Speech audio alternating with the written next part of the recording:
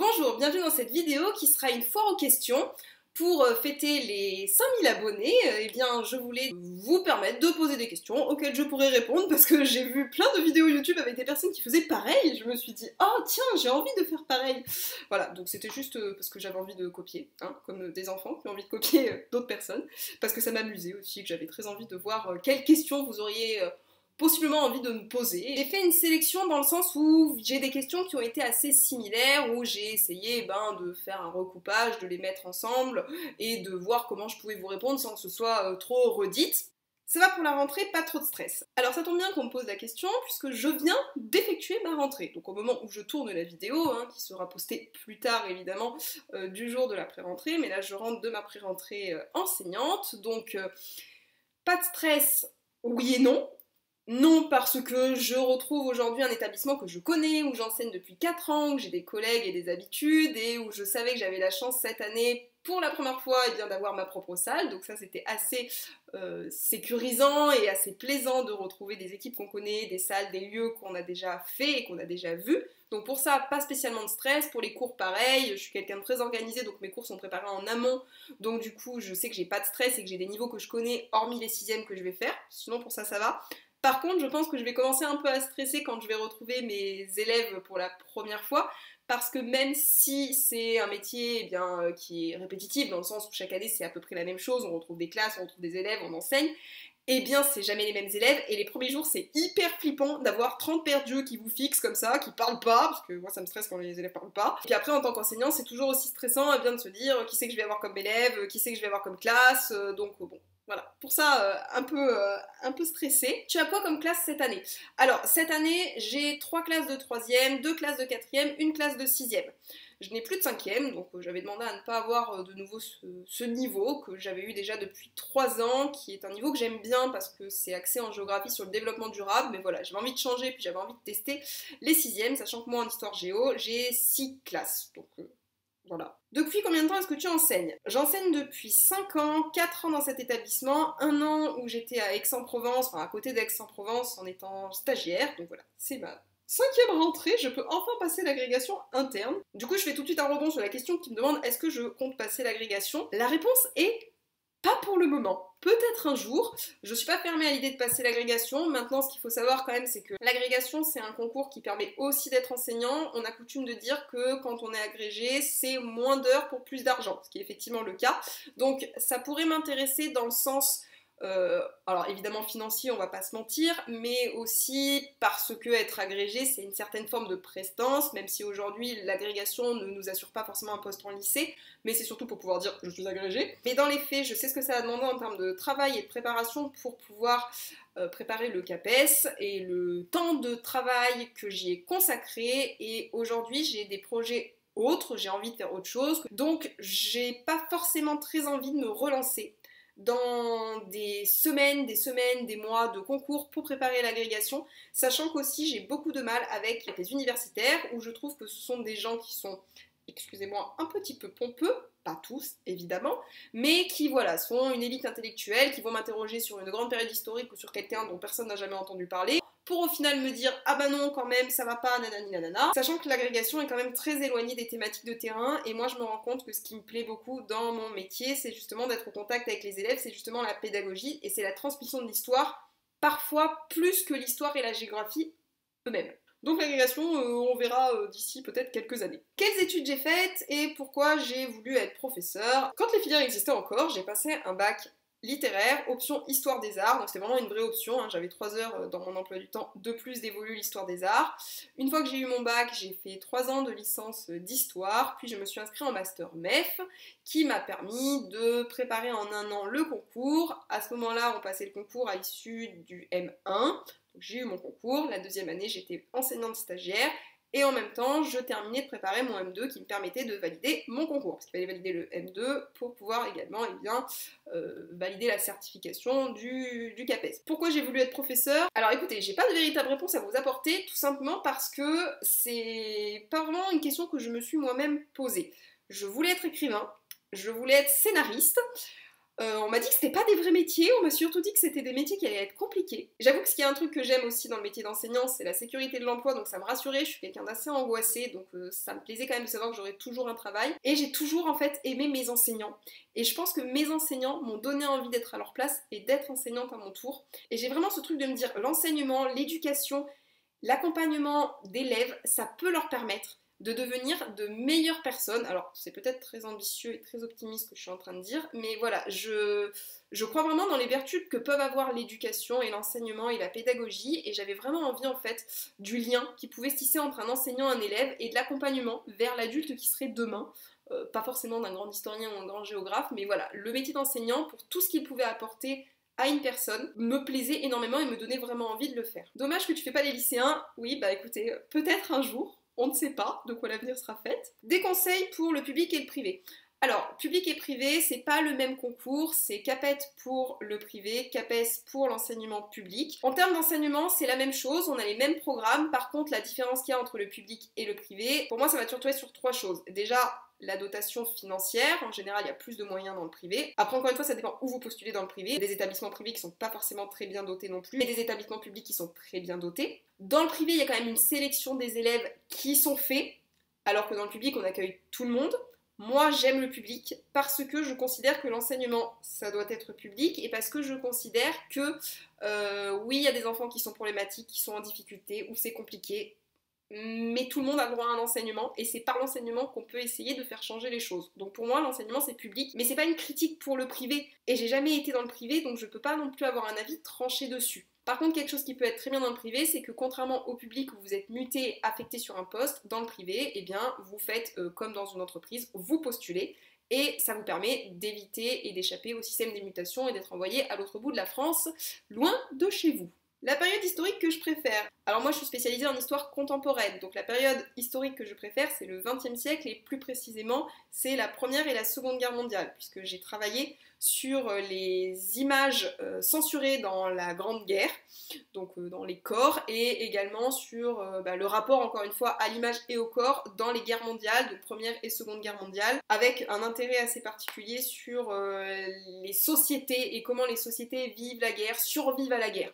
Donc j'étais très intéressée notamment par l'histoire des nazis et par tout ce qui était événements concentrationnaires, voilà, qui m'a toujours beaucoup intéressée, et également comment les poilus, les soldats étaient envoyés dans les tranchées, comment ils avaient vécu tout ça. Donc ça c'est vraiment quelque chose qui m'intéresse beaucoup.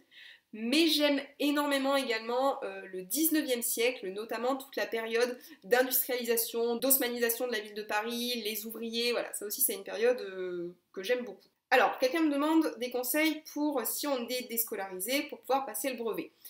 Première chose, je pense qu'il faut que tu t'organises pour pouvoir réviser ou apprendre. Si tu n'as pas d'enseignement fixe, le risque c'est justement de ne pas travailler, d'arriver au brevet sans avoir aucune préparation. Il y a des cours du CNED qui peuvent être très bien faits, il y a des vidéos qui peuvent aussi aider, il y a d'autres manières de pouvoir procéder, mais par contre je pense qu'il faut quand même se cadrer, donc essayer de se créer un emploi du temps, de se dire pareil, par exemple 5 jours dans la semaine, je vais faire 2 heures le matin, 2 heures l'après-midi, 2 heures sur cette matière, sur ça. Après c'est une idée, évidemment ça peut être réparti de différentes manières suivant si vous êtes plus du matin, plus du soir, mais voilà, et surtout de travailler de manière régulière pour ne pas perdre le rythme, parce qu'en fait si c'est des grosses périodes de travail puis plus rien, vous risquez d'être vite débordé, ou au contraire de paniquer parce que vous ne savez plus comment faire. L'avis sur le harcèlement à l'école. Alors j'ai un très très grand avis sur le harcèlement à l'école, tout simplement parce que je suis très impliquée dans la lutte contre le harcèlement scolaire. Donc dès que je suis arrivée dans l'établissement où je suis aujourd'hui, on avait monté un projet avec un collègue de français justement contre le harcèlement scolaire. On a remporté la phase académique du concours non au harcèlement, on avait fait 2 vidéos, on en a une qui a été primée dans la catégorie cyberharcèlement. On a malheureusement perdu à la phase nationale, mais on avait eu une remise des prix et tout ça. On s'était aussi investi dans la création des ambassadeurs contre le harcèlement scolaire, donc c'est vraiment une thématique qui me tient énormément à cœur et où j'espère encore une fois pouvoir continuer, pourquoi pas reparticiper de nouveau au concours et voilà, remettre des actions en place. Je pense que c'est quand même quelque chose qu'aujourd'hui l'éducation nationale prend en compte, mais je crois qu'il faudrait véritablement travailler surtout sur le cyberharcèlement. Parce que Internet et les réseaux sociaux, ça fait partie aujourd'hui du quotidien des élèves, qu'on le veuille ou non, ça en fera partie, ça fait partie de leur vie, ça fait partie de notre vie, on est né avec les réseaux sociaux, donc ils seront là, et il faut vraiment que l'État, les parents, les professeurs, les élèves, tout le monde, on travaille en commun pour apprendre à utiliser ces réseaux, et Surtout parce qu'il y a des véritables problèmes qui se passent au niveau du cyberharcèlement de plus en plus jeunes, et ça, il faut trouver un moyen pour qu'on réussisse à le résoudre. Parce que ça fait ensuite des situations qui sont inextricables, et oui, ça se passe à la maison, oui, ça se passe sur les réseaux sociaux, mais je suis désolée, ça concerne aussi l'école, donc ça aussi, il faut qu'on trouve quelque chose pour pouvoir le régler et en travailler vraiment avec les élèves. Est-ce que j'ai déjà collaboré avec quelqu'un que je déteste? Alors, j'imagine qu'on me pose la question dans le cadre du travail. Je ne déteste personne, donc déjà, détester, c'est quand même un très très grand mot. Il m'est arrivé de travailler avec des collègues avec lesquels j'ai moins d'affinité. Je l'ai fait, donc oui, ça se passe plutôt bien, je suis quelqu'un d'assez diplomate, je pense que quand il faut mettre des griefs de côté, on y arrive, et que moi je n'aime pas les conflits, donc on trouve un terrain d'entente. Après c'est pas agréable, on va pas se mentir, je préfère travailler avec quelqu'un avec qui j'ai de l'affinité, avec qui ça colle bien, avec qui ça marche bien, parce que je m'amuse, les élèves s'amusent, ils s'amusent, on s'amuse tous, plutôt qu'avec quelqu'un où le courant passe pas très bien. Après voilà, comme dans toute relation du travail, ou dans toute relation de la vie humaine, on est amené à côtoyer des personnes avec qui parfois on s'entend moins bien, et on ménage la chèvre et le chou. Quel est mon pire souvenir du collège? J'imagine qu'on me pose pas la question en tant que moi quand j'étais élève, je vais donc partir du principe que c'était quand j'étais enseignante. Pire souvenir que j'ai pu avoir à l'intérieur du collège. Je pense que c'est pas un souvenir en soi, mais l'année dernière, la période d'hybridation, de pseudo-confinement, les changements permanents, je vous avoue que je le catégoriserai dans les pires moments parce que c'est anxiogène au quotidien de vous réveiller le matin, de pas savoir si le ministre a parlé sur BFM TV et va vous annoncer quelque chose, ou après vous prenez des retours de mail où on vous dit mais pourquoi vous avez dit ça la veille et qu'en fait ça a changé, mais parce qu'en fait on n'a pas été mis au courant puisque de toute manière les enseignants sont toujours mis au courant dans les derniers, et ben ça c'est quand même compliqué. Puis voilà, c'est ces mesures qu'on nous demande en permanence, évidemment tout le monde essaye de tâtonner, tout le monde cherche des solutions, mais c'est pas facile au quotidien, je pense que c'est facile pour personne, mais voilà, l'adaptabilité avant tout, et je te colle une gommette jaune le lundi, et je te colle une gommette verte le vendredi, puis je te dis tu prends l'escalier B, puis après l'escalier C, moi au bout d'un moment je vous avoue que je me perds, et c'est épuisant. Quelle est ma meilleure anecdote de cours? Alors j'en ai trop, ça va être trop compliqué, mais il y en a une vraiment qui me revient en tête, c'était quand j'étais stagiaire, j'étais dans un de mes premiers cours, et j'étais plantée devant mon tableau, et il y a un élève qui était devant moi, qui s'était mis du fluo partout, mais partout, il avait des tonnes et des tonnes de fluo, et je me tourne et je lui dis mais Théo, mais qu'est-ce que t'as fait? Et je commence à l'engueuler en lui disant mais enfin, mais c'est pas normal, tu vois bien, ça va pas, enfin qu'est-ce que tu... Pourquoi en fait? Puis je le vois qui bug, qui bouge pas, puis qui d'un coup qui éclate de rire. Et puis là je m'énerve, je dis je comprends pas, tu m'écoutes pas, t'es même pas sérieux ni rien. Et là il me regarde et il me dit mais madame, vous avez Windows sur le front! Et là j'ai compris qu'en fait il y avait le vidéoprojecteur qui projetait Windows sur mon front, et j'ai éclaté de rire parce que je me suis dit, mon Dieu, je suis en train d'engueuler un enfant, et lui, pendant ce temps, il voit quoi? Il voit sa propre histoire géo, qui crie avec Windows sur son front. Donc je n'avais plus aucune crédibilité, mais c'était très drôle. Comment je fais pour intéresser mes élèves? Alors je pense qu'il faudrait le demander à mes élèves, pour que je sache comment je fais pour les intéresser. Et déjà, je suis contente qu'on me pose la question, ça veut dire que potentiellement mes cours apparemment sont intéressants. De manière générale, ce que j'essaye surtout de faire, c'est que j'essaie de les impliquer. Que l'histoire géo, ça peut vite devenir une masse d'informations très importante. J'essaye en fait de les faire incarner un personnage de l'histoire et de leur faire vivre l'événement en se représentant, en se questionnant, donc en pratiquant le plus, parce que je trouve que par des projets, par des pratiques, ça permet beaucoup plus de s'ancrer dans l'histoire. Ah Chloé, ce que j'ai pensé de la 3e set, mais je vous garderai toujours, toujours en grand souvenir. J'étais très contente de vous avoir, j'étais très contente de partager plusieurs années avec certains élèves, et puis de partager cette année aussi avec vous, même si je pense quand même que vous êtes la classe dont je me souviendrai beaucoup, beaucoup, beaucoup. J'avais jamais eu une classe qui m'applaudissait pour tout ce que je faisais. Et je pense que je me souviendrai longtemps, longtemps de cette classe qui faisait une blague par seconde. Le plus grand avantage et le plus grand inconvénient du métier d'enseignant, le plus grand avantage, je pense que c'est la liberté pédagogique. Évidemment, on a un programme, donc on peut pas non plus faire tout ce qu'on veut. Par contre, on est quand même, une fois que la porte est fermée, libre de la manière dont on veut conduire le programme, des documents qu'on peut choisir, des activités qu'on veut mener, et de la façon dont on veut la conduire. Donc si je veux faire des débats avec mes élèves, si je veux discuter, ça on peut le faire, et ça je trouve que c'est vraiment une belle qualité qu'il peut y avoir dans notre métier. A l'inverse, je pense qu'un des plus grands inconvénients du métier qu'on peut avoir, c'est le décalage qu'il peut y avoir entre notre métier et la façon dont il est perçu. J'ai totalement conscience qu'on est un métier qui a des privilèges que certains n'ont pas. Les vacances scolaires, on va pas se mentir, c'est le plus gros privilège. Aucun autre métier au monde ne vous donnera 3 mois de vacances scolaires. Nous sommes totalement d'accord. Après, il y a des problèmes. Il y a des problèmes dans l'éducation nationale, il y a un système qui est à bout. On donne de plus en plus de boulot administratif aux enseignants, au détriment de la pédagogie. On fait des évaluations, on sait même plus ce qu'on évalue à force de s'évaluer. En fait, c'est très simple, c'est que le plus grand avantage du métier d'enseignant, c'est le métier d'enseignant. Le plus grand désavantage du métier d'enseignant, c'est l'éducation nationale. Ce que je préfère et ce que j'aime le moins dans le métier d'enseignant, ce que je préfère, c'est la relation avec les élèves. C'est vraiment la communication, le lien qui s'établit avec les élèves, de voir qu'on peut leur apporter quelque chose, de voir le progrès qu'ils peuvent faire derrière et les remerciements qu'on peut en tirer. On fait pas ça pour avoir des remerciements évidemment, mais ça fait toujours chaud au cœur, ça fait toujours très plaisir. Ce que j'aime le moins dans le métier d'enseignant, c'est téléphoner aux parents. Je suis pas du tout à l'aise au téléphone, je déteste le téléphone et je déteste devoir appeler, surtout pour appeler pour signaler des problèmes, pour dire ça va pas, ça va pas, parce qu'en fait j'ai l'impression de sermonner des parents et en plus les parents s'excusent. Et moi j'essaie de leur expliquer qu'en fait je leur en veux pas à eux personnellement, ni à leur enfant personnellement, mais que j'amène juste un problème et du coup je sais jamais complètement comment le gérer, je suis pas à l'aise et j'aime pas ces situations où je suis pas à l'aise. Pourquoi cette chaîne et est-ce qu'il va y avoir des guests? Alors j'ai créé cette chaîne parce que pendant le premier confinement, je cherchais une façon de pouvoir transmettre mes cours à mes élèves parce que je me rendais compte qu'en envoyant simplement des documents, ce n'était pas suffisant. Et que les classes virtuelles, une fois sur deux, ça buguait, que je n'avais pas forcément tous mes élèves et que en direct, c'est pas parce que mon élève était connecté sur ma classe virtuelle qu'il suivait mon cours. Donc je me suis dit, faire des vidéos, l'avantage c'est que je peux envoyer le lien vidéo et mes élèves peuvent la regarder quand ils le veulent, au moment où ils le veulent, faire des pauses, reprendre, repartir en arrière, la revoir, donc je trouvais que c'était bien. Et ensuite ça m'a plu parce que je suis une grande bavarde, donc je me suis dit que j'allais continuer, et je trouvais ça intéressant aussi de pouvoir communiquer sur le métier d'enseignant en lui-même, donc j'ai continué. Et pour savoir s'il va y avoir des guests, donc si j'aurai des invités, j'ai déjà fait des vidéos où il y avait des invités, donc il y a ma collègue de français qui est intervenue dans plusieurs vidéos, qui en reviendra très certainement. Et puis pourquoi pas d'autres, si jamais certains seraient intéressés. Et enfin, dernière question, on me demande si j'ai déjà eu des critiques, notamment de parents d'élèves vis-à-vis de cette chaîne.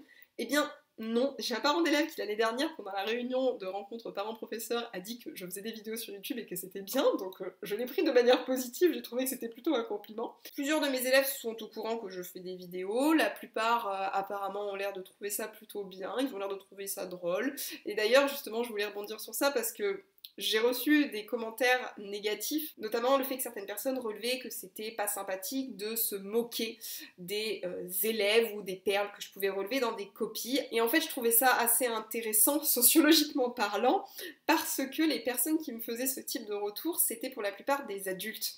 Et ce n'étaient pas des élèves, parce que les élèves en riaient. Et d'ailleurs, à l'école, c'est toujours les premiers à me dire « Madame, qu'est-ce qu'il y a écrit? Madame machin ?» Et en fait, à rire des uns des autres.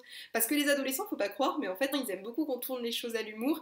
Et l'idée, en fait, c'est pas de dire « Oh mon Dieu, t'as fait une erreur, oh là là, je rigole, je me moque, et puis tu sais quoi, t'es nul !»